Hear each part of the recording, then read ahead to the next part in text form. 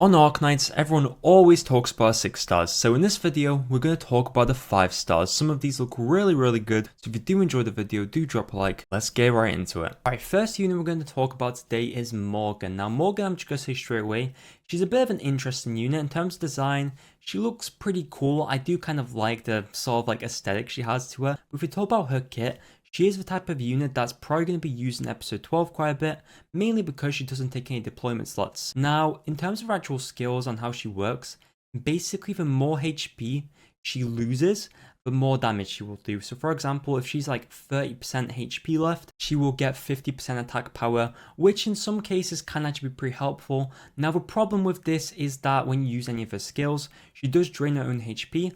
On second skill, she does actually gain a shield, which does weaken after time. It is helpful to an extent, but you do realistically need someone to support her, and in most cases, there are just better options to go for. Alright, next character we're going to talk about is the best character in the whole entire game. Definitely not a meme.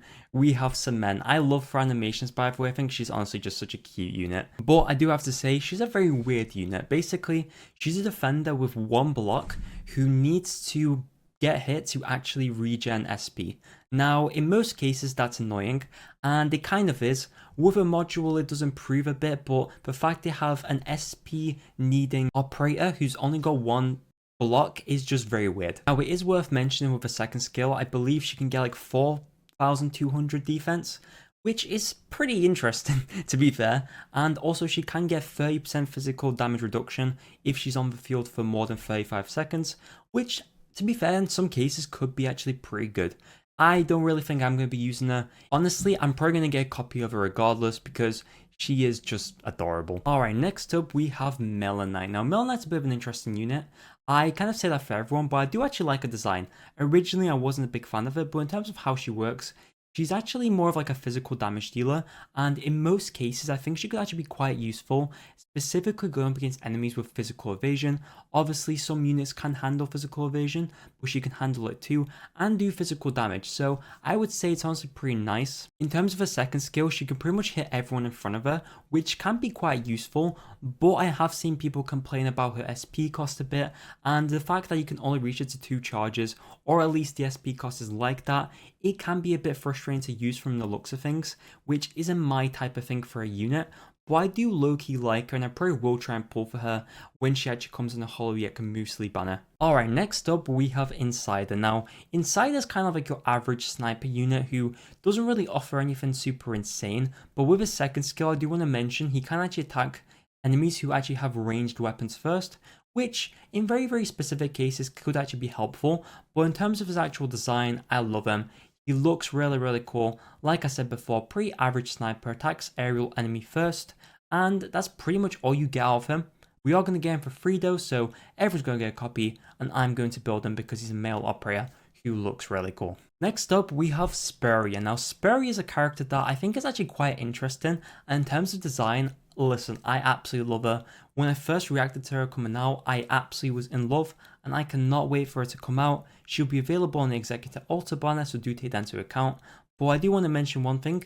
She's quite an interesting unit. So basically, she is a sacrificial specialist, which means she actually will take her own HP, but buff other allies. Now, she can actually buff snipers, and this buff will go to anyone who is in front of her. This will actually increase their attack and attack speed, which actually can be really helpful. Now, this isn't really perfect for most snipers because they can also get stunned by this skill. So if you have anyone who attacks with a high interval and just keeps spamming their ability, this will be a bit of a problem because they'll be getting stunned a lot of the time, which will make them in the end not really get the most out of their ability. So this is probably someone you want to go with who is slower and actually could use the speed, and also the attack buff obviously being helpful in most cases for really any operator. Alright, next up we have Centala.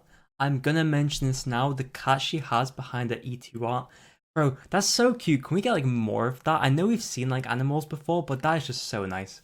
But anyway, she is a very weird unit. I'm going to say this now. I'm not a massive fan of her. Her module, even though it helps her, doesn't actually really help her one problem, which is her S2 ability, at least in my opinion. So basically, she can actually freeze enemies, and in most cases, that's pretty helpful, right? But with her S2, not only does it expand the range, which most of the time is pretty helpful, you see the problem is that she actually hits randomly. So she could literally just keep missing enemies repeatedly, and I actually really don't like that.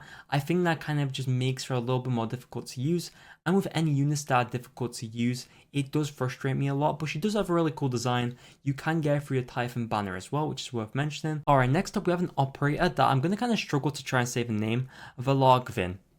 Something like that. Anyway, talk about her in general. She's actually quite an interesting unit, and I hope that down the line we're going to get more units like this. Not because she's like really good or something, but basically she's a type of unit that offers something that we haven't actually seen before, I believe. So basically she inflicts this debuff called Apoptosis, which if you hit an enemy enough with this, she will actually like trigger this, and you'll actually do pretty decent damage from what I've seen. Now the big problem with this is that this actually takes quite a lot of time to actually get up, so ideally you'd have to slow down that enemy long enough for this to pop off, and then you'd have to keep doing it over and over again. So most cases you're going to find that units that will do this in the future may actually help her out in some sense, so she could actually use other units down the line that could make her more viable. Now she is a unit you will be actually probably using more in IS4 because she is pretty much more made for that, and outside of IS4 you'll probably struggle to use her a bit more, but she is an interesting unit, and hopefully down the line we'll get more units who are actually going to be more useful and offer something like this. Alright, next up we have a unit that I actually love the art for. I think this art is actually very cute and the colours really stick out to me. When I first actually looked at this unit, I was so hyped because I'm just in love with her design. I don't know what it is. But in terms of her actual way she works, she is a vanguard that can block 2 enemies. I've heard people say that she's more of a tanky side, which can be quite helpful for some players who might want a more tanky vanguard. And in terms of a second skill, it works quite interestingly because she can actually make it infinite and constantly gain DP. Now this is probably better for Annihilation and other content because you're not really going to get the most out of this in like a normal stage because it is kind of slow, 1 DP every 4 seconds. But on Annihilation, will be a pretty useful unit. Alright, next up we have Bryoph. Not sure how to say it specifically, but I'm just going to say this now. A lot of people don't really rate him, and even though he might have like the coolest male operator design apart from like Tequila for me, I'm really disappointed to hear that. Now the biggest reason I think is because he really doesn't do much damage from the looks of things, and also his skill set is just kind of irrelevant.